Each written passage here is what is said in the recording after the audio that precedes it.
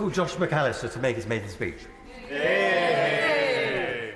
Thank you, Mr. Deputy Speaker, and I want to pay tribute to the fantastic maiden speeches that we've heard across the House this evening, including to the member for Didcot and Wantage, and I'm sure the whole House will be reassured to know he indeed is not an alien. The first and only time I entered this chamber before being sworn in as a Member of Parliament was as a secondary school citizenship teacher to bring dozens of teenagers here to see their Parliament. On that occasion, I was required to use my teacher voice on a number of occasions, but that's not something I plan to make a habit of in this House.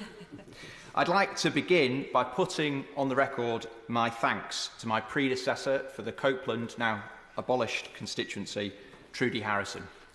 We may disagree on matters of policy, but she has been unfailingly gracious to me and generous with her time, demonstrating the country before party approach we can all learn so much from. I may be new to this House, but I'm not new to pushing governments to get things done, something members of the opposition benches will know only too well, and there's been a number of former education secretaries who I've worked with over the years. I founded and led a national charity to get more people into fulfilling careers on the front line of children's social work, to ensure that every vulnerable child has a champion fighting their corner. From that, I was asked by the last government to chair a landmark independent review into the children's social care system. This review led me to find that the disadvantage faced by the care experience community in our country should be the civil rights issue of our time. Evidence of that disadvantage is found in worse education outcomes, worse health outcomes, and shorter lives lived. But that disadvantage is fuelled by something politicians often find too hard to discuss, and certainly MPs find too hard to mention in this chamber, which is the absence of love. And I believe every child has the right to be loved, and we've got the ability to build a care system that can provide it for them. I hope this Parliament will take up the challenge of addressing this moral outrage. The problem is huge, but the solutions are known, and with enough will, tens of thousands of lives can be transformed. It is a great honour and privilege to stand here as the first Member of Parliament for the new Whitehaven and Workington constituency. Whether it's the people of Whitehaven or the good people of Workington, who are the jam eaters, continues to be a source of fierce debate.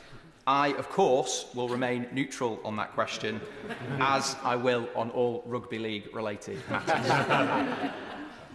Nowhere is more blessed than my constituency, home to the highest peak and the deepest lake in England, with miles of beautiful coastline and the stunning western part of the Lake District that's inspired millions. And let me here pay special tribute to our amazing mountain rescue volunteers, RNLI volunteers who just this week will be celebrating their 200th anniversary, and all those who give up their time to volunteer in search and rescue services. Yeah. I have an interest to declare in this matter as a serving mountain rescue volunteer, and I will champion volunteer search and rescue services at every opportunity. Behind the doors of the towns and villages across my constituency, you'll find the warmest and friendliest Maras in the country. People forged by the drama and confidence of the surrounding landscape. People with humility, respect and determination at their core. People like Gary McKee, who ran a marathon every day for a year to raise over £1 million for cancer support. The growing network of Andy's Man Clubs in our community, tackling the crisis my area faces on male suicide. Community leaders like Rachel Holliday of Calderwood House, giving people a route out of homelessness. Our area has also forged those who weren't born West Cumbrian, but who made our corner of the world their home. Pioneers and entrepreneurs like Frank Shon, later Baron Shon of Whitehaven.